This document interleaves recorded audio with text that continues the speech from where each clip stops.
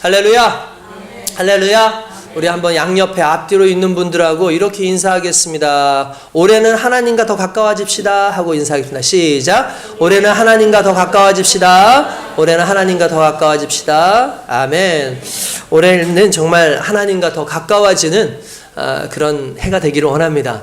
하나님께서는 이미 우리와 가깝죠. 왜냐하면 우리와 함께 하시기 때문입니다. 많은 사람들이 자꾸 하나님이 우리와 함께한다 라고 말할 때 그냥 내 안에 이렇게 들어가 계신다 라고만 생각을 하지만 실은 우리가 하나님 안에 있는 겁니다. 우리가 하나님 안에. 그러니까 하나님이 이 땅을 만드시고 이 세상을 다 만드셨잖아요. 나름대로 여러 가지 상황들을 봐요. 여러분들 아시는 분들은 이미 아시겠지만 이 지구라고 하는 곳이 실제로 태양계를 중심으로 해서 돌고 이렇게 하는 게 태양을 상당히 중심으로 보지만 우주 전체를 보면은 이 태양계도 변방에 있어요. 그리고 지구도 상당히 변방에 있는 겁니다. 그러니까 어떻게 보면은 우주라고 하는 영역 전체로 보면은 지구라는 것은 상당히 별 볼 일 없는 그런 곳이라고 볼 수가 있는 거죠. 상당히 별 볼 일. 그런데 우리가 한 가지 알 수 있는 것은 하나님은 이 우주를 전체를 창조하시고 지구를 창조하시고 그 변방에 있는 지구에 사람을 만드셨다라는 거예요. 근데 이 모든 과정을 볼 때 하나님에게 눈에는 그게 변방이 아닌 거예요. 결국 그 모든 걸 통해서 하나님께서는 그 지구에 있는 인류를 사랑하시고 한 영혼 한 영혼을 정말 주님의 은혜 가운데 이끄시는 줄 믿습니다. 여러분 이 말은 좀 달리 좀 얘기를 하자면 하나님께서 인간 하나를 만드시기 위해서 간단해서 세상을 만드실 때에 수억, 수천억 그 이상의 그 시간들을 통해서 다 우주를 조성하시고 정말 구석탱이의 지구를 만드세요. 그리고 거기에 사람을 만드세요. 그러니까 간단하게 말하면 최종적으로 하나님께서 이 긴 시간 흔히 말하는 빌드업을 하시는 거죠. 이렇게 만들어 가시는 거죠. 그 만들어 가시는 최종적인 하나님의 목적이 누구였냐면 인간이었다는 거예요. 이게 너무나 대단한 거죠. 이게 너무나 놀라운 거죠. 그러니까 우리가 그만큼 하나님께 사랑받는 존재라는 거예요. 하나님은 인간을 너무나 사랑하시고 여기에 있는 모든 분들이 결국은 하나님의 사랑 안에 있는 자들이라는 겁니다. 그래서 결국 하나님의 그 계획 안에 하나님의 그 품 안에 모든 것이 다 들어와 있는 거죠. 그 말은 이미 우리는 하나님과 함께하고 있다는 겁니다. 하나님과 함께하지만 하나님 없이 살아가는 수많은 사람들에게 우리가 하나님과 살아가는 것이 어떤 것인지를 보여줄 수 있는 그런 2024년도가 될 수 있길 주님의 이름으로 축원드립니다. 할렐루야. 여러분 부탁드립니다. 하나님께서 그렇게 은혜 주실 줄 믿습니다. 예전에 한번 말씀드렸는지 모르겠는데 힐링 캠프라는 게 있었잖아요. 힐링 캠프. 여러분 기억나시죠? 힐링 캠프. 힐링 캠프에 상당히 유명한 어떤 스님이 나왔어요. 누굴까요? 혹시 기억하세요? 여러분들 아세요? 이름? 해민. 풀소유의 주인공 해민 말하는 거죠. 법륜 스님이라는 분이 나왔어요. 법륜 스님. 그분이 상당히 유명하더라고요. 그러니까 우리는 솔직히 모르는 게 당연한 거예요. 그러니까 누군지를 잘 모르는 게 당연한 거예요. 왜냐면 우리는 기독교계에서 있으면서 정말 교회 안에서 있다 보니까 옥하는 목사님 알고 유기성 목사님 알고 그죠? 이찬수 목사님 알고 이런 분들은 알아도 되죠. 그런 분들은 이제 설교도 듣고 하니까. 근데 난 법륜 스님 상당히 존경해서 그분 말씀 잘 듣는다. 이러면 좀 문제가 있는 거잖아요. 어떻게 보면은. 근데 어쨌든 제가 어떤 칼럼 속에서 그분에 대한 힐링 캠프 나왔던 그 내용을 한번 본 적이 있었어요. 그게 뭔 내용이냐면 이경규 씨가 거기에서 그 법륜 스님이라는 분한테 질문을 하나 던져요. 그게 뭐냐면 이런 거였어요. 스님, 저는 왜 이 땅에 태어났지요? 라고 물어봤어요. 그러니까 이 땅에 왜 태어났지요? 라고 물어봤어요. 그랬더니 법륜이라는 분이 이렇게 말해요. 질문이 잘못됐다. 인간은 태어난 것이 아니라 주어진 거다. 왜 태어났는지를 묻지 마라. 대신 어떻게 살 것인가를 물으라. 라고 얘기를 해요. 그러니까 사람들이 오 하면서 막 공감하는 분위기가 막 나오는 거예요. 뭔가 멋있잖아요. 그러니까 사람은 말 하나만 해도 상당히 참 멋이 느껴져요. 그죠? 정말 별것 아닌 것 같은 것도 말을 잘 해주면 이렇게 얘기를 하는 게 일반적인 사람들의 그 반응 아닙니까? 그런데 이것에 대해서 그 칼럼을 쓰신 목사님이 이렇게 얘기해요. 이게 맞냐? 이렇게 해요. 근데 이게 맞냐? 라고 얘기를 해요. 이렇게 생각합니다. 태어난 이유를 모르는데 어떻게 살아야 할지를 알 수 있나? 그러니까 태어난 이유를 모르는데 어떻게 살라는 말이 맞는 거냐? 이 말이에요. 요거를 조금 더 쉽게 하면 왜를 모르는데 어떻게를 알 수 있는가라는 거예요.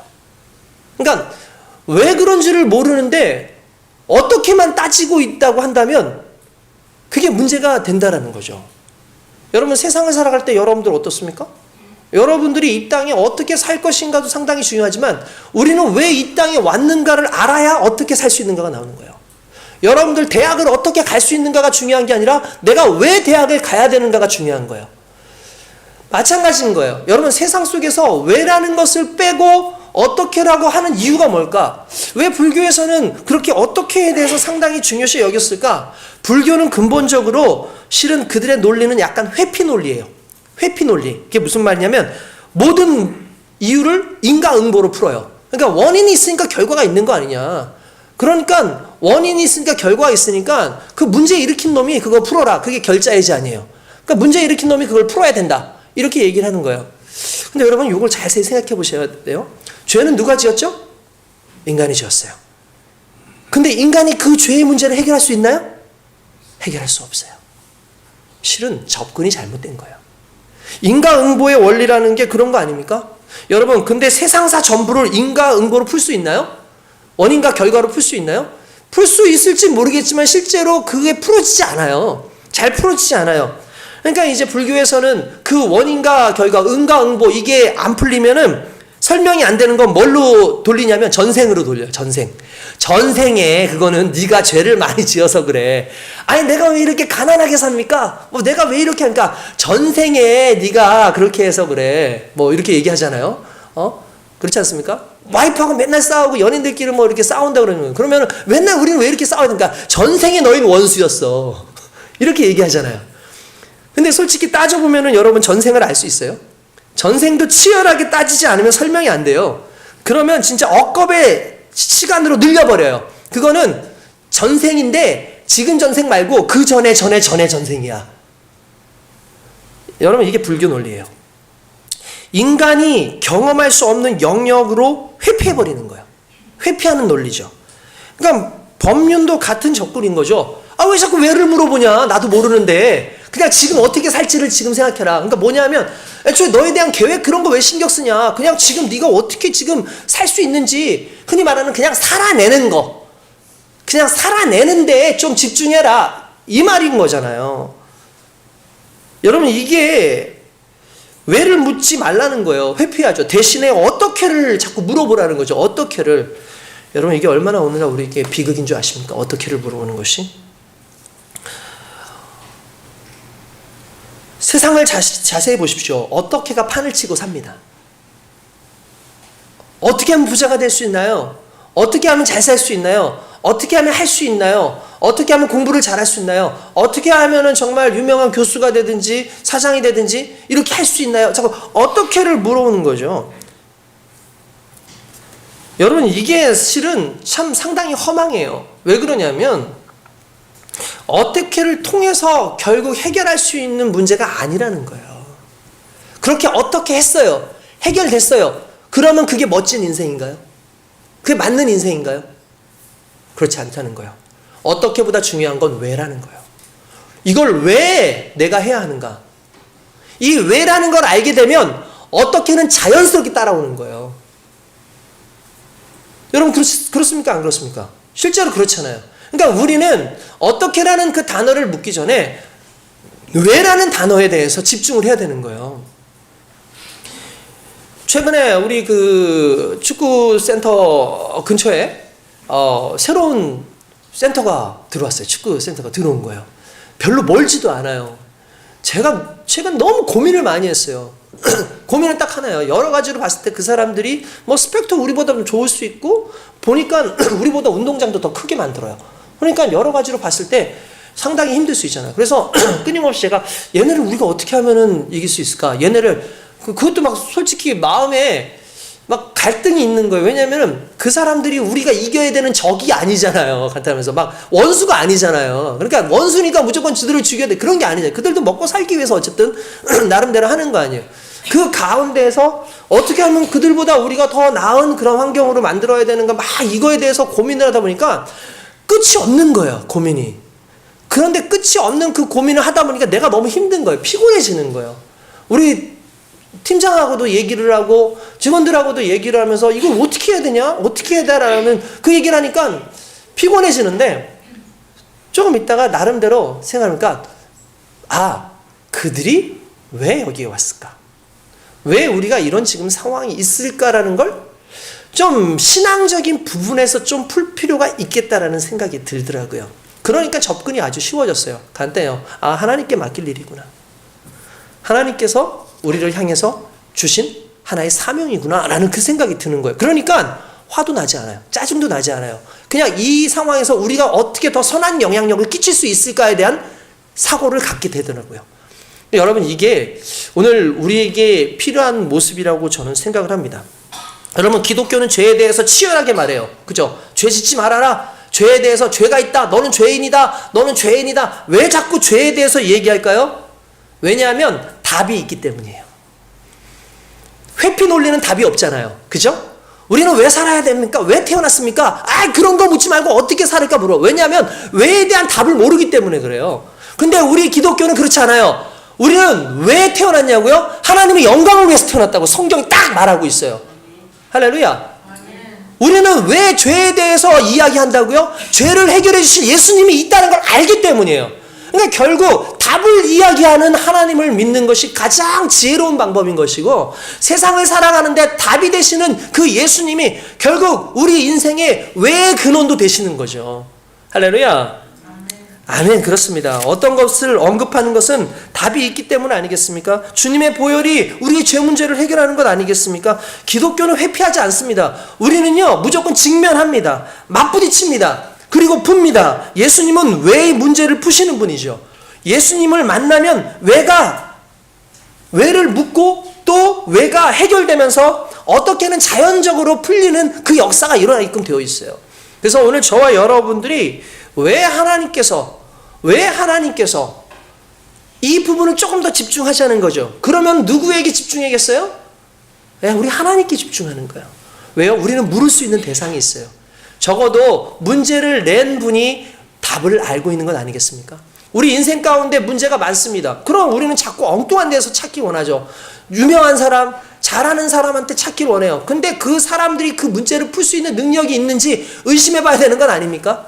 여러분, 세상의 답을 전에도 얘기했어요. 모범답안이에요. 세상의 답은. 모범답안이라는 건 정답이 아니에요. 그냥 모범적인 답안일 뿐이에요. 그러니까 사람들이 다수결에 의해서 이게 가장 맞는 답인 것 같아 라고 살아가는 게 그게 모범답안이죠. 근데 모범답안을 정답처럼 알고 살아가면 우리가 실수를 할 수밖에 없다는 거예요. 세상에 똑똑한 사람들, 세상에 대단한 사람들, 그 사는 방식으로 우리가 그것이 답이야 라고 생각을 하면 우리는 모범답안을 찾아갈 수는 있는 거지만 정답을 찾아가는 것은 아니기 때문에 항상 맨 마지막에서 그거 땡 아닌데 라고 할 수 있다는 거죠. 그래서 우리는 모범답안으로 살아가는 인생이 아니라 우리는 정답으로 살아가는 인생이어야 될 줄로 믿습니다. 우리 하나님께서요, 적어도 우리 믿는 사람들로 하여금 모범답안으로 살아가는 인생이 아니라 정답으로 살아가는 인생으로 세워주셨다는 걸 믿으시길 바랍니다. 그래서 오늘 여러분들이 이 자리에 온 것도 그냥 놀러 온 게 아니잖아요. 여러분들 그냥 이 자리에 온 거 그냥 시간 때우기 위해서 온 게 아니잖아요. 이 자리에 온 것은 정답이 누군지를 알기 때문에 온 것인 거고, 오늘 여러분들 삶 가운데 있는 수많은 문제 가운데 이 문제 속에서도 나를 만나시는 그 하나님을 통해서 우리의 이 문제가 해결될 수 있다는 걸 아는 거잖아요. 그러니까 오늘 이 자리에 오는 것 아닙니까? 만약에 이걸 모르고 이 자리에 와서 앉아 있었다면 여러분들은 어떻게 보면은 상당히 시간을 낭비하고 있는 거예요. 적어도 내가 이 자리에 왜 왔는지에 대해서 정확하게 알고 그 예수님, 그 하나님 앞에 여러분들의 인생을 맡기는 거룩한 삶을 살 수 있길 주님의 이름으로 축원드립니다. 여러분, 그렇습니다. 우리가 이 세상을 살면서 세상 속에서 우리는요, 솔직히 답으로서 살아가야 돼요. 하나님 앞에 영광 돌리고 살아가고 그래야 됩니다. 그런데 문제는 뭐냐면 자꾸 세상의 모범답안을 따라가려고 하는 그런 모습들이 있어요. 근데 왜 그런 모습이 있을까? 그게 왜 그런 모습이 있을까? 그냥 성경은 딱 한마디로 해요. 우리의 죄성이에요. 우리의 죄성. 우리는 구원받은 사람들이다. 맞습니까? 네.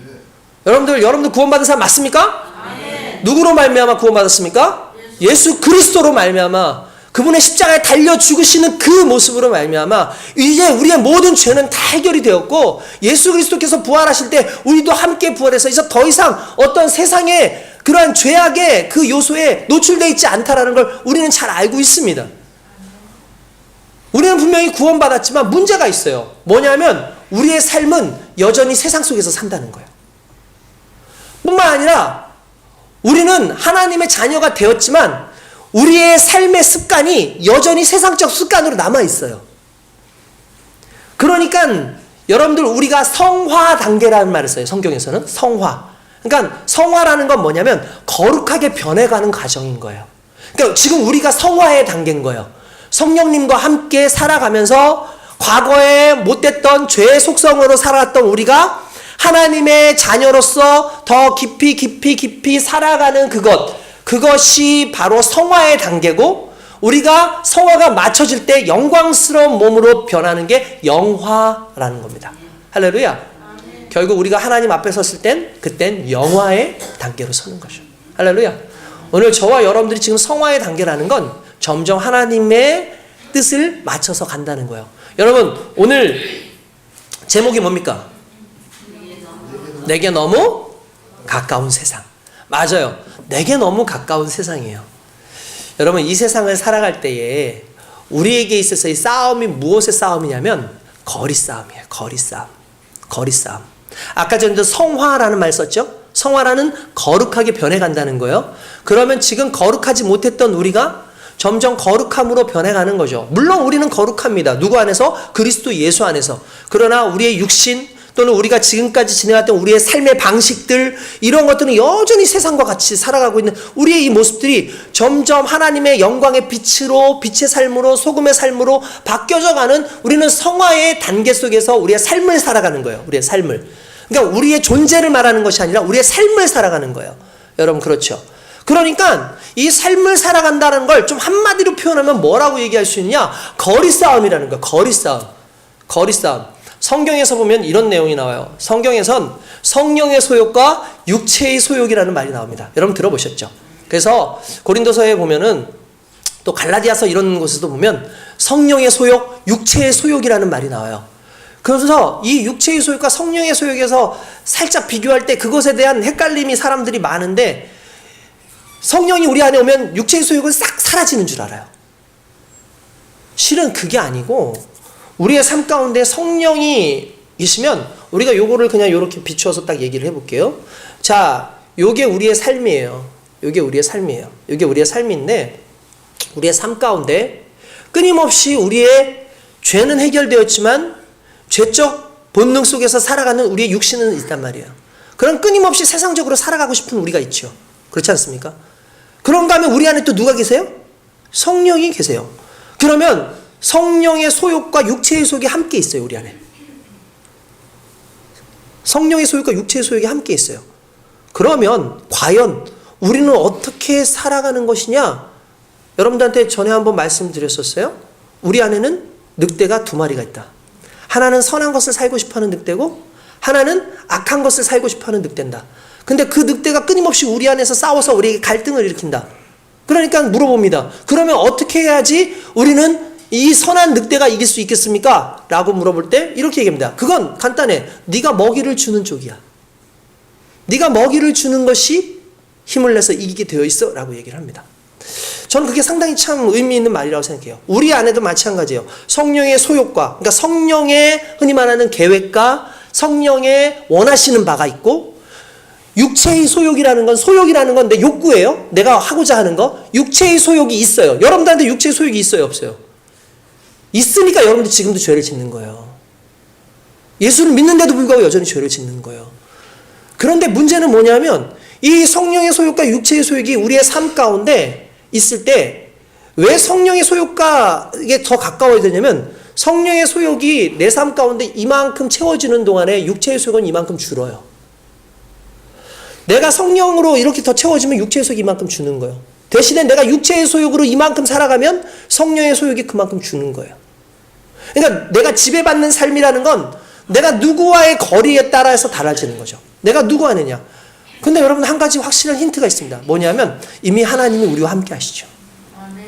근데 그 하나님이 우리 안에 있어도 하나님과 가깝지 않아요. 저는 이게 상당히 항상 우리에게 힘듦이 되는 것 같아요. 우리 지금 제 얘기를 잠깐 좀 드리자면은, 저도 나름대로 청소년들 전문가 아닙니까? 나름대로 청소년들 전문가. 그래서 청소년들 전문가라고 생각을 하고 살아갔는데, 가장 전문이 아닌 부분이 있었어요. 그게 뭐냐면 우리 애들이더라고요. 제가 알고 봤더니 우리 애들한테는 전문가가 아니었어요. 모든 시간들을 제가 어렸을 때부터, 그러니까 우리 애들 어렸을 때부터 전문가가 아닌 이유가 뭐냐면 그 시간대에도 제가 청소년들을 위해서 항상 만나고 청소년들하고는 상담하고 하는데 정작 우리 아이들하고는 상담할 일이 거의 많이 없었더라고요. 그러다 보니까 나중 가서 우리 아이들이 저하고 대화하는 걸 상당히 불편해했어요. 저하고 밥 먹는 것조차도 너무 부담스럽다고 얘기를 할 정도였어요. 그게 저한테는 너무나 좀 충격이었어요. 저는 우리 아이들의 청소년들의 전문가라고 생각을 했는데 아들 전문가, 딸 전문가가 아닌 거예요. 결과적으로 조금 아이들 만나는 그 시간을 빼가지고 우리 아들들을 조금 더 친하게 만났어요. 더 같이 조금 더 친했어요. 나중에 시간이 지나고 나서 특별히 변한 것 같지도 않은데 나중에 시간이 지나서 보니까 저에 대한 감정이 상당히 좋아져 있고 저에 대해서 상당히 마음을 열고 다가오는 모습을 보면서 결국 거리 싸움이구나. 내가 거리 싸움이 필요하구나. 우리 자식들은요, 내가 무슨 착각을 하냐 하면, 여러분 전에도 얘기했죠. 익숙하면 다 안다고 생각해요. 우리 자녀들이 익숙하잖아요. 내 남편이 익숙하단 말이에요. 내 아내가 익숙해요. 내 부모가 익숙해요. 그러니까 우리는 내가 다 잘 알아. 내가 정말 잘 알아 라고 말하지만 실은 익숙한 건 익숙한 것일 뿐이지 아는 게 아니에요. 알려면 소통이 있어야 돼요. 경청이 있어야 돼요. 그리고 함께 같이 고민해야 돼요. 그 고민이 있어야 돼요. 근데 그게 없는 거예요. 그러다 보니까 문제는 뭡니까? 내가 제일 잘 알고 있어 라고 말하지만 실은 제일 모르는 존재예요. 그래서 그런 얘기 하죠. 나도 알고 있는 거 왜 엄마 아빠는 모르세요? 우리도 아는 걸 왜 엄마 아빠는 모르세요? 그걸 남들한테 들어요. 이유가 뭡니까? 가깝지 않은 거죠. 저는 우리 교회에 특별히 저를 통해서 전도받아서 온 청년들은 그나마 저하고 대화를 많이 했는데 제가 요즘에 최근에 생각하는 게 뭐냐면 우리 교회에서 태어난 아이들, 이 아이들에 대해서 좀 집중해야겠다는 생각을 해요. 왜냐하면 우리 자녀들은 제가 목사니까 그냥 내가 목회자로서 있으니까 얘네들도 항상 목회자의 자녀라고 그래서 그렇기 때문에 모든 걸 다 안다고 생각한 거예요. 모든 걸 다 나를 받쳐주고 있다고 생각한 거예요. 근데 아니더라고요. 얘네들 생각이 다 따로따로 있어요. 자기네들 생각도 있고 오히려 목회자로서 내가 열심히 하는데 자기네들이 너무 부담스러운 것도 너무 많다는 거예요. 우리 교회 아이들이 내가 어렸을 때부터 태어난 걸 알고 있고 내가 설교를 했는데 실제로 여러분들보다 애들이 설교를 더 많이 들었을 거 아니에요. 여기 지금 늦게 온 친구들보다 훨씬 더. 그러니까 내 마음속에는 이 정도 설교를 들었으면 애들이 예수 안에 살고 있지 않을까? 이 정도 설교를 들었으면 정말 변화되는 삶을 살고 비전을 가지고 그래야 성령 충만하게 살아야지 하지 않을까? 라고 생각을 했는데 나중에 뚜껑을 딱 따보니까 아닌 거야. 여러분 이게 결국 거리의 문제구나. 거리의 문제구나. 성령과 함께 계속해서 살아가는 사람은 성령으로 충만해지죠. 그런데 세상의 욕심으로 살아가면 세상으로 가득 찹니다. 여러분 이 원리는 어떤 건지 아세요? 어렸을 때부터 자녀들에게 무엇을 심었느냐에 따라서 그 아이의 성장이 달라지는 거예요. 내가 어렸을 때부터 이 아이에게 복음을 이야기하고 하나님에 대해서 이야기하고 하나님께서 우리가 사랑한다라는 것 뿐만 아니라 그 삶을 살아가는데 왜? 라는 것에 대한 목적을 줬으면 솔직히 그것은 이 아이한테 힘이 돼요. 근데 세상 속에서 잘 나가야지. 좋은 대학 가야지. 좋은 직장 얻어야지. 돈 많이 벌어야지. 그러니까 예수를 믿기는 하지만 방식은 세상의 방식이에요. 정답보다는 모범 답안을 자꾸 따라가기를 원하는 그 삶을 살아오고 그것을 종용하고 내가 키우는 육아 방식도 그렇게 해오고 있으면 어쩔 수 없어요. 그냥 그렇게 그 소욕을 따라서 사는 거예요. 오늘 우리가 세상을 살아갈 때 우리의 거리, 하나님 안에서 우리의 거리, 그 거리가 점점 좁아지기 원합니다. 날마다 하나님과 함께 살아가는 그런 거룩한 인생이기 원합니다. 나는 그렇게 살아요. 우리는 그렇게 살아요. 근데 내 옆에 있는 사람이 그렇게 못 사는 이유가 뭐겠냐고요. 우리 교회가 그렇다는 거야. 교회가. 이게 우리만의 문제였을까? 아니에요. 2000년 전에 예루살렘 교회도 똑같은 문제였다는 거예요. 예수를 믿고 하나님을 다 알고 있는 교회 안에서 싸움이 나요. 분란이 일어나요. 그 분란이 일어나는 이유가 뭘까를 야고보 사도가, 여기서 말하는 야고보는 예수님의 제자 야고보가 아니고 예수님의 동생 야고보입니다. 예수님의 동생 야고보가 나중에 예루살렘의 목회자가 돼요. 간단해서. 그분이 그래서 그 얘기를 하는 거예요. 왜 그러냐? 왜 그러냐? 우리가 하나님의 백성으로 살아가지만 세상과 벗대서 살기 때문이다라고 얘기해요. 그게 오늘 본문에 있는 말씀 중에 하는 거예요. 자, 오늘 말씀을 잠깐 좀 이렇게 빨리 한번 좀 진행해 볼게요. 4장 1절에 보니까 너희 중에 싸움이 어디로부터, 다툼이 어디로부터 나느냐? 너희 지체 중에서 싸우는 정욕으로부터 나는 것이 아니냐라고 되어 있습니다. 여러분, 싸움이라는 말, 이 싸움이라는 말에 대해서 제가 좀 찾아보고 또 이렇게 다툼이라는 말을 찾아보니까 거의 비슷한 말이에요. 전쟁 이런 말이에요. 전쟁. 근데 여기서 중요한 거예요. 어디로부터 나오느냐라는 말이 중요한 거예요. 어디로부터 나오느냐. 그러니까 여러분, 이건 간단해요. 하나님께로부터 나오는 건 아니야 라는 뜻이에요. 도대체 다툼이, 전쟁이, 여기서 말하는 전쟁은 적어도 우리 예수 믿는 사람들에게 있어서는 막 서로 죽이는 전쟁은 아니겠죠. 여러분, 그 죽이는 전쟁은 아닐 거예요. 그러나 적어도 서로에 대한 멸시, 서로에 대해서 정말 죽이고 싶을 정도로 그를 모멸하는 것, 모멸감을 느끼게 하는 것, 이런 것은 결국 전쟁과도 같은 거예요. 뿐만 아니라 다툼이라는 것, 전쟁도 그렇고 다툼도 그렇고 조건이 있어요. 뭐죠? 상대가 있어야 돼요. 이게 왜 중요한 줄 아십니까? 우리는 우리의 대적이 세상이어야 되는데 우리의 대적이 교회 안에 있어요. 이게 문제라는 거예요. 근데 그 방식이 어느 방식이냐는 거죠. 하나님의 방식이 아니라 세상의 방식이라는 거예요. 그러니까 무슨 말입니까? 교회가 여전히 세상적이라는 거예요. 교회가 여전히 세상의 테두리 안에 있고 교회가 세상의 방식을 벗어나지 못하고 있다는 거죠. 자주 싸워요. 그래서 실은 성경 원어에 보면 다툼이, 싸움이 이렇게 있지만 복수로 되어 있어요. 싸움들이, 다툼들이 어디에서 이렇게, 그러니까 한두 번 나타나는 게 아니라 자주 싸우는 거예요. 우리 성도들 간에만 싸울 때도 많이 있잖아요. 솔직히 그럴 수 있잖아요. 연약한 사람이니까 우리 존재할 수 있어요. 글쎄요. 아니 뭐 자녀들끼리도 싸우고 우리끼리도 뭐 집사님들끼리도 서로 막 이렇게 막 좀 언성 높일 수도 있고 막 그럴 수 있잖아요. 그런 게 나와요. 그나마 우리 교회는 그 정도 선에서 멈춰요. 근데 이 당시에는 그런 게 아니었어요.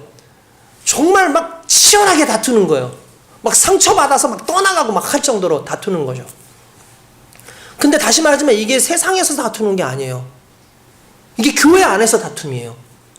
그러니까 믿는 자들, 너희 중에, 이 너희가 누구예요? 교회예요, 교회. 교회 중에 다툼이 어디 나냐? 너희 지체 중에서 싸우는 정욕으로부터 나오는 것 아니냐? 이런 딱 간단합니다. 이 내용을 딱 아셔야 돼요. 아까 전에 말씀드렸어요. 싸우는 정욕 할 때 정욕은 말 그대로 우리가 사람들이 정욕 그러면 성욕을 정욕이라고 생각하는데 그게 아니라 내 안에서부터 나오는 본능적인 욕심을 정욕이라 그래요. 나의 욕구, 나의 욕망을 정욕이라 그래요. 그러니까 간단하면서 싸우는 정욕에서부터 나온 것 아닌가. 그러니까 하나님께로부터 나온 게 아니라 너가 과거에 살아왔을 때 그 삶 속에서 항상 달고 살았던 그것으로부터 나온 것 아니냐. 그러니까 무슨 말이냐면 이거예요. 너희 구원받은 백성인데 왜 삶은 구원받지 않은 사람들의 삶을 살고 있어? 이 말인 거예요. 이걸 우리는 노예근성이라고 얘기합니다.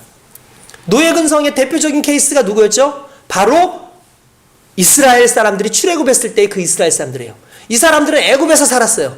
애굽에서 살았던 사람들인데 애굽에서 딱 탈출을 해가지고 가나안 가기 전에 40년 동안 그 안에서 살지 않습니까? 광야에서 사는데 하나님께서 메추라기 주시고 만나 주시고 물도 주시고 추울까봐 저녁에는 불기둥으로 이스라엘 백성을 따뜻하게 하고 더울까봐 구름 기둥으로 정말 하늘을 덮어주시는 그런 은혜를 주셨는데도 불구하고 항상 부추 먹고 싶다. 정말 맛있는 고기 먹고 싶다. 야, 우리가 그때 거기에 애굽에 있을 때는 그래도 우리가 불가마 옆에서 고기 냄새라도 맡아. 아니, 먹은 것도 아니야. 그냥 가서 고기 구울 때 그냥 옆에서 냄새만 맡았는데도 그걸 그리워하는 거예요. 그러니까 이들의 마음에는 여전히 구원을 받아서 광야에 있지만 어디에 있는 거예요? 애굽에 있는 거예요. 그들은 애굽을 살아요. 똑같은 걸 말하는 거예요. 너희는 이미 너희의 정욕을 죽여서, 너희의 욕심을 죽여서, 너희의 모든 것을 죽여서 하나님의 자녀로 살면서 왜 여전히 정욕의 노예로 살고 있니라는 걸 말하는 거예요. 정욕의 노예로 사는 사람들의 특징이 뭔지 아십니까? 오직 나예요. 오직 나. 오직 나만을 위해서 살아요. 오직 내 욕심을 위해서 살아요. 그래서 기도할 때도 하나님을 이용해요. 하나님, 왜 내가 이렇게 잘 안 됩니까? 왜 하나님 나한테 이렇게 안 해주십니까? 그런데 정욕으로 사는 것이 아니라 하나님이 주신 소망으로 사는 사람들은 삶이 달라요. 하나님을 위해서 살아요. 그래서 하나님이 기뻐하시는 게 무엇입니까? 하나님이 원하는 삶이 무엇입니까를 물어보고 그것을 산다는 거죠. 그게 성령의 소욕 안에서 사는 사람들의 삶인 거예요. 오늘 저와 여러분들이 그렇게 살기를 원합니다. 여러분, 그렇게 살기 위해서 오늘 하나님을 만나야 돼요. 그분 앞에 거하는 것이 중요한 겁니다. 심지어 뭐라고 되어 있습니까? 그 정욕에서부터 나오지 않니? 근데 너희 욕심을 내어도 얻지 못하고 살인하며 시기하여도 능히 취하지 못함으로 다투고 싸우는도다, 이렇게 얘기를 합니다. 욕심을 내서 했는데도 취하지 못한대요.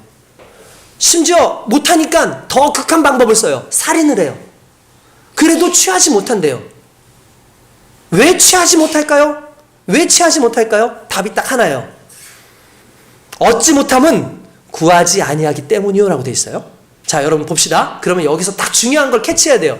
벌써 딱 제가 이 설교를 할 때, 이 말을 할 때 딱 정말 센스 있는 사람들은 한 가지를 딱 깨달아요. 뭐냐면 내가 쟁취하는 게 아니라 구해서 받는 거구나. 무슨 말입니까? 내가 잡는 게 아니고 하나님께로부터 얻는 거예요. 그러니까 모든 것은 하나님으로부터 오는 겁니다. 이게 너무나 중요한 거예요. 여러분이 아무리 열심히 한다는 해도 여러분이 어느 일정한 선까지는 갈 수 있습니다. 그러나 그것을 이루시는 하나님. 계획은 사람의 계획이 있다 할지라도 그것을 이루시는 분은 누구라고요? 하나님이시라고. 성경이 정확하게 이야기하고 있지 않습니까? 그러니까 여러분들이 정욕을 따라서 여러분들의 인생을 살려고 그러지 말고 구하세요. 구하는 게 중요한 겁니다. 할렐루야. 여러분, 구하는 게 너무나 중요한 거 여러분들 아시죠? 그래서 성경에는 그렇게 나오지 않습니까? 마태복음 6장 33절에도 그런즉 너희는 먼저 그의 나라와 그의 의를 구하라. 그리하면 이 모든 것을 너에게 더하시리라 라고 말씀하시잖아요. 할렐루야. 뿐만 아니라 마태복음 7장 7절에서 8절은 구하라 그리하면 너희 주실 것이요 찾으라 그리하면 찾아낼 것이요 문을 두드리라 그리하면 너에게 열릴 것이니 구하는 이마다 받을 것이요 찾는 이가 찾아낼 것이요 두드리는 이에게는 열릴 것이니라. 할렐루야. 분명히 말씀하고 있어요. 야, 그래, 우리가 구해야지. 맞아, 내가 구하는 거지. 그러니까 여러분들 이루어지지 않는 첫 번째 이유는 딱 하나예요. 첫 번째, 여러분들 구하지 않았어요. 무슨 말이냐면 기도부터 하지 않았다고요. 기도부터 하지 않았다고요. 여러분들은 먼저 계획부터 했어요. 여러분들은 먼저 여러분들의 삶을 살는 것부터 시작했어요. 여러분들은 먼저 여러분들이 지금 희망하는 것을 바라는 것만 했어요. 근데 성경은 뭐냐면 기도를 하래요. 그러면 우리가 그러죠. 무엇을 구해야 되나요? 여러분, 여기서 구하고 찾고 문을 두드리는 것은 바로 하나님을 찾는 거예요. 하나님을 구하는 거예요. 하나님을 만나는 거예요. 할렐루야. 실은 우리가 착각하는 거예요. 내가 기도하는데 다 주시는구나. 내가 다 주시는구나. 그게 아니라 구하고 찾으라는 이유는 하나님을 찾으라는 거예요. 왜냐하면 결국 이 모든 것을 이루시는 분이 하나님이시죠. 그러니까 하나님을 만나는 게 너무나 중요한 거예요. 우리 인생 가운데 그게 너무나 중요합니다. 여러분, 따라합시다. 기도는 하나님의 시간을 가져온다. 여러분, 타이밍입니다. 타이밍. 우리가 기도하잖아요. 기도할 때 어쩔 때는 하나님께서 yes라고 하셔서 주실 때도 있고, 어쩔 때는 no라고도 얘기해요. 그런가 하면 그런 것도 이런 것도 아닌데 지금 이루어지지 않아요. 그럼 이유는 간단해요. 아직 그때가 되지 않은 거예요. 그래서 기도는 하나님의 시간을 가져오는 겁니다. 기도는 하나님의 시간을 가져와요. 이게 너무나 멋지지 않습니까? 여러분들의 시간을 살고 있는 거예요, 지금. 근데 여러분들이 기도함으로 말미암아 하나님의 시간이 여러분들 안으로 오는 거예요. 어떤 시간? 이루시는 시간이. 여러분, 이게 너무나 중요한 거죠. 우리가 세상적인 정욕을 가지고 살아가기 때문에 그 정욕적인 삶 속에서 막 살아가면서 세상 안에서 바쁘게 살아가잖아요. 근데 세상의 시간 속에서 내가 살아가는데 어떻게 하나님 앞에 기도를 하냐고요. 이해되지 않지 않습니까? 내가 세상의 시간을 살아가는데 하나님께 기도를 해요. 잘못됐죠. 왜냐하면 세상의 시간을 살아가면 세상을 통해서 뭔가를 해야죠. 근데 우리는 존재가 다르다는 거예요. 너희는 지금 세상의 시간으로 사는 존재가 아니잖아. 여러분, 구원이 뭐예요? 구원은 시간의 구원이에요. 자, 세상의 시간을 줄게요. 자, 간단하게 얘기해 줄게요. 박상명이라는 시간이 있어요. 저 사람의 시간은 응애응애 태어나서, 그치? 05년도 12월 24일 날, 자기 항상 그거에 대한 자부심을 가져. 자기 예수님보다 먼저 태어났다고. 05년도 12월 24일부터 시작이 됩니다. 그 인생이 쭉 가요. 그런데 어느 날 끝나요. 그게 언젠지 몰라요. 그죠? 아이들 툭 하면 그래. 목사님, 자기가 나중에 목사님 장례를 잘 치러드리겠죠. 그래. 가는데 순서 없죠. 모르는 거예요. 근데 중요한 건 반드시 끝이 있어요. 세상의 시간은 끝이 있어요. 근데 그러면 그걸로 끝나면 우리는 멸망하는 거예요. 근데 구원이 뭐냐면 우리가 하나님의 시간으로 갈아타는 거예요. 우리가 하나님의 시간으로 딱 해서 갈아타는 게 그게 구원이에요. 오늘 우리가 하나님의 시간으로 갈아탄 인생들이잖아요. 이전까지는 우리는 세상의 존재로 살아가지고 어느 순간 죽으면 끝나버린 인생으로 살았는데, 지금 이제 우리는 하나님의 시간으로 갈아타서 우리는 하나님의 시간으로 가는 거예요. 그 하나님의 시간을 그리스도 예수로 말미암아 지나가는 거죠. 그리고 가는 거죠. 근데 여러분 보세요. 하나님의 시간을 살고 있는 사람이 세상의 시간의 욕망을 따라서 기도해요. 그럼 이루어지겠냐고요? 안 이루어지는 거죠. 그러니까 기도하지 않는다가 일단 첫 번째고, 두 번째가 무슨 내용이었죠? 자, 한번 봅시다. 자, 여러분 3절 같이 읽어봅시다. 다 같이 시작. 구하여도 받지 못함은 정욕에 쓰려고 잘못 구하기 때문이라. 할렐루야. 여러분들의 기도를 뒤집어 보세요. 아, 내가 왜 안 이루어지지? 일단 하나님의 때가 아닐 수 있어요. 첫 번째. 아니, 하나님의 때인 것도 같고 정확하게 된 것 같은데 왜 그러지? 간단해요. 정욕에 쓰려고 잘못 구한 것이다 라고 말씀하고 있는 거예요. 정욕에 구하려고 잘못 쓴 것이다. 여러분, 기도해줘 얻지 못하는 이유가 이게 마련인 겁니다. 바로 그게 악한 동기에서 그런 거예요. 여기서 잘못이라고 되어 있잖아요. 잘못, 그죠? 잘못 구했기 때문에. 여기서 잘못이라는 말을 헬라어로 카코스라 그래요. 카코스. 그럼 잘못이라는 말을 정확하게 뭐라고 얘기하냐면 카코스라고 하는데, 카코스의 뜻은 악한 동기라는 뜻이에요. 뭐라고요? 악한 동기. 혹시 여러분들 성경에 보면 뭐 이미 여기 답이 나왔으니까 얘기를 드리겠는데, 빌립과 또한 수많은 제자들이 복음을 막 증거하고 있을 때 막 성령의 역사가 일어나는 거예요. 성령의 역사가 일어나니까 막 기적이 일어나겠죠. 막 흔히 말하면 병자들이 벌떡벌떡 일어나요. 막 사람들이 막 방언을 이야기해요. 이 제자들이 막 이야기하는 모든 순간에 많은 사람들이 막 영적으로 막 뜨거워져서 난리가 났어요. 그래서 막 눈물 펑펑 흘리고 막 방언을 하고 예언을 하고 막 그런 역사들이 초대교회에 있었어요. 그때 마술사 중에 시몬이라는 사람이 있었는데, 그 시몬이라는 사람도 자기도 그 구원을 받았어. 그 사람도 어쨌든 예수를 믿었어. 근데 임하지가 않는 거야. 그러니까 제자들한테 와요. 그리고 어떻게 한답니까? 돈을 가지고 왔어요. 이렇게 합니다. 돈을 줄 테니 내게 이 능력을 파시오. 그때 저주를 받아요. 누구? 마술사 시몬인데. 그래서 여러분, 시모니즘, 사이모니즘이라는 말이 뭔지 아십니까? 성직매매. 그걸 사이모니즘이라고 해요. 사이몬이라는. 그러니까 여러분, 그게 무슨 의미예요? 신령한 것을 물질적으로 살려고 하는 행동이었겠죠. 여러분, 그렇지 않습니까? 근데 그 동기가 뭐였을까요? 성령을 내가 쥐고 성령을 부리고 성령을 부려서 수많은 분들 기적이 나타나면 그걸 돈을 벌고 싶었어요. 이게 악한 동기인 거예요. 근데 여러분, 지금 여기서 말하는 악한 동기를 생각해야 돼요. 우리가 하나님 내게 돈을 주십시오. 왜 돈을 줄까? 아, 이걸로 많은 사람들을 구제하고 내가 하나님께 영광을 돌리고 싶습니다. 그때 하나님 물어보세요. 진짜야? 그거 네 동기 맞아 진짜? 아니요. 전 그 돈으로 제가 다 쓰고요. 남는 걸로 사람들 돕고 싶어요. 내가 부유하다는 소리 듣고 싶어요. 내가 남들한테 거렁뱅이 취급 안 당했으면 좋겠어요. 내가 남들한테 무시 안 당하게 쓰고 싶어요. 그러려면 돈이 필요해요. 답이 틀렸죠. 세상에서 너희가 무시당할 거야. 세상에서 너희를 우습게 볼 거야. 그러나 걱정하지 마. 너에게 하늘이 있어. 내가 너에게 상급을 줄 거야. 세상은 너희를 그렇게 할 수 있어. 왜냐하면 세상의 기준은 돈이니까. 그런데 왜 그 돈을 기준으로 해서 너희가 가난하다고 생각하니? 너희는 세상의 시간으로 사는 사람들이 아닌데? 그런데 세상의 것을 가지고 살아가려는 게 그게 악한 동기인 거예요. 그게 잘못인 거예요.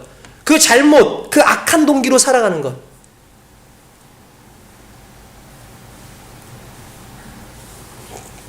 뒤돌아봐야 된다는 거죠.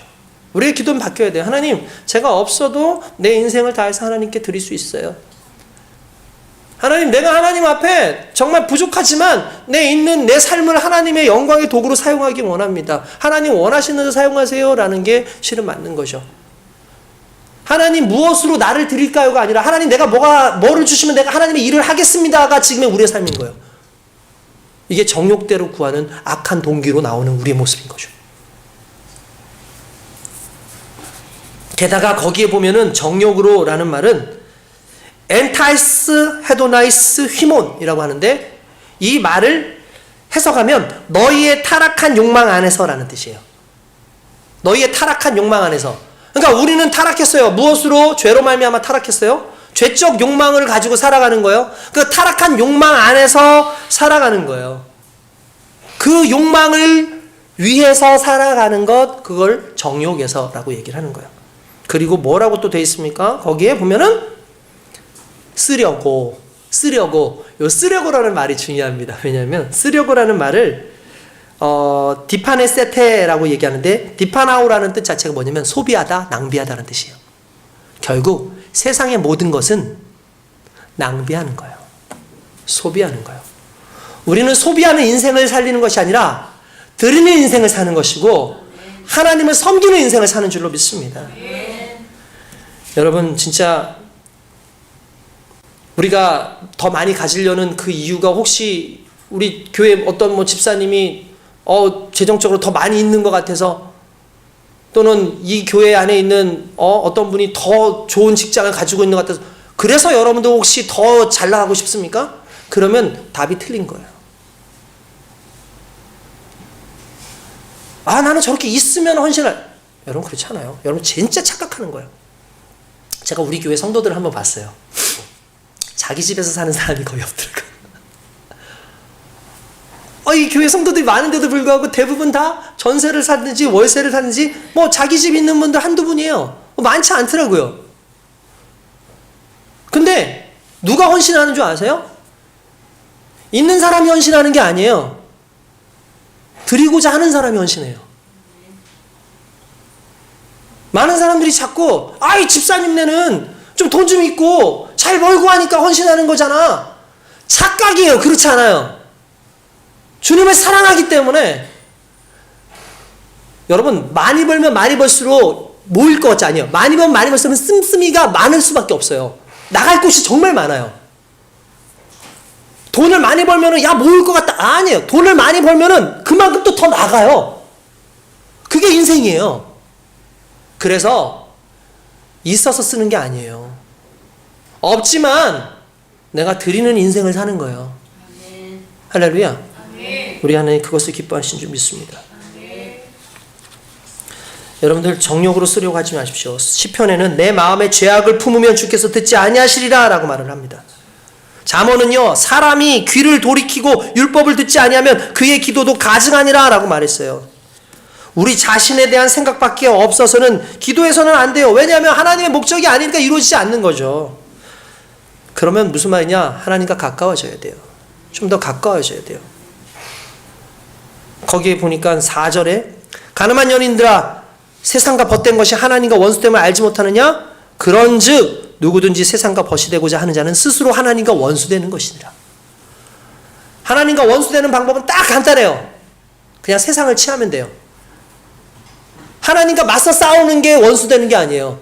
마귀와 맞서 싸우는 게 마귀를 대적하는 게 아니에요. 마귀를 대적하고 세상과 대적하는 가장 좋은 방법, 그건 뭐냐면 하나님 편이 되면 되는 거예요.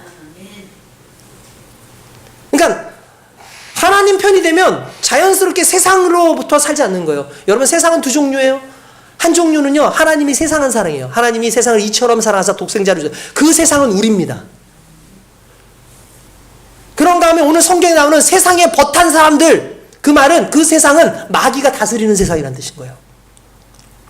여러분, 마귀가 다스리는 세상, 지금도 구원받지 못한 세속 속에 있는 세상의 그 방식을 따라서 우리가 자꾸 살아가려고 하면 결국 우리의 삶이 하나님과 떨어져 있는 삶이에요. 여러분, 한번 물어볼게요.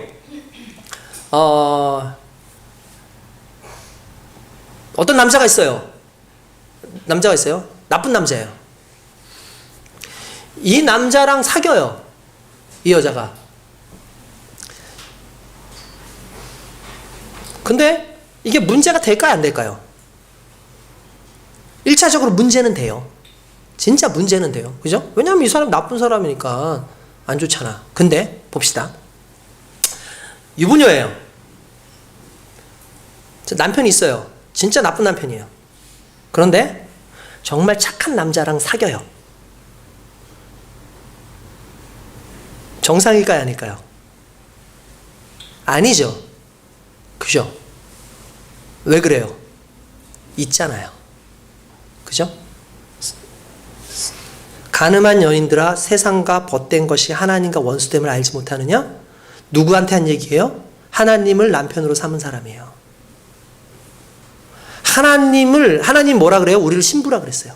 예수 그리스도가 신랑 되시고 믿는 자들을 신부라고 얘기했어요. 근데 그분은 나쁜 분이 아니잖아요. 너무나 좋은 분이잖아요. 근데 우리가 그분을 두고 세상과 벗하면, 세상을 또 남편 삼으면 그게 간음이라고 얘기를 하잖아요. 이거는 단순하게 사람의 이야기를 하려는 게 아니라 하나님을 섬기는 사람들이 하나님 아닌 것과 벗해서 살아가는 것 자체만으로도 이미 하나님께 문제가 된다는 거예요. 여러분, 우리 이미 하나님의 사람들인데 하나님의 사람들이 하나님 아닌 것을 따라간다는 게 말이 되냐는 거죠. 근데 왜 자꾸 세상과 벗하고 싶어요? 여전히 우리가 세상을 살기 때문에 그래요. 어느 시간? 세상의 시간을 살기 때문에. 오늘 이 시간 우리는 하나님과 가까워져야 됩니다. 그래서 하나님의 시간으로 살아가야 됩니다. 그것만이 오직 답이에요. 그렇게 살아갈 때 세상 속에서 자유로울 수 있어요. 세상 속에서 자유로울 수 있어요. 여러분, 물질적으로 자유롭지 않은 이유가 뭔지 아십니까? 하나님의 시간에서 살지 않아요. 우리가 하나님 앞에 예물을 드리는 것도 여러분들 보면 알아요. 하나님과 가깝지 않아요. 하나님의 시간 속에 있지 않아요. 너무나 자연스럽게 세상 속에서 살고 있어요. 드릴 수 없죠. 왜냐하면 나는 세상에 살고 있는데, 세상에 살려면 이게 필요한데. 여러분들 인생도 마찬가지잖아요. 여러분들 재능도 마찬가지잖아요. 여러분들 지식도 마찬가지잖아요. 세상을 사니까 자꾸 세상 속의 지식을 가지고 살려고 하는 거예요. 그게 정욕인 건데, 그게 죄성 안에 있는 본질인 건데, 오늘 우리의 정욕이 아니라 성령의 소욕 가운데서 살기 위해서 오늘도 주님 앞에 달려가는 저와 여러분 되기 원합니다. 오늘 설교는 이걸로 마치겠습니다. 원래 뒤쪽은 있는데 다음 주에 이어서 그렇게 진행을 하도록 하겠습니다. 따라합시다. 하나님과 가까워집시다. 하나님의 시간 속에 살아갑시다. 그렇게 되는 저와 여러분 되시길 주님의 이름으로 축원드립니다. 기도하겠습니다. 우리 시간